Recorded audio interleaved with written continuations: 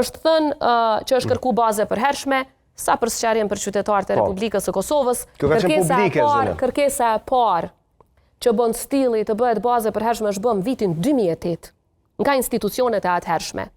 Prej vitit 2008 e tutje, çdo qeveri, çdo presidencë ka kërkuar vazhdimisht që të bëhet baze përhershme.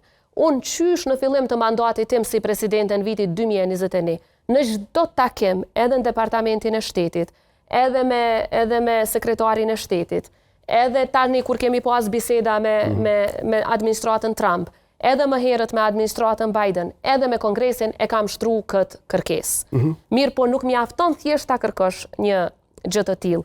Ajo për çfarë ne kemi arritur dakordim me këtë administrat dhe tani na ndërpren punën pas një nevojë, ka qenë plani konkret për antarësim në NATO. Pra ky është dëmi që është bërë Kosovës, e mos flasim për çështje të tjera, por është për keqardhje, domethënë të thuhet po shkojnë në Amerikë me sulmu Kurtin, këto gjëra pas shpine i bëjnë ata.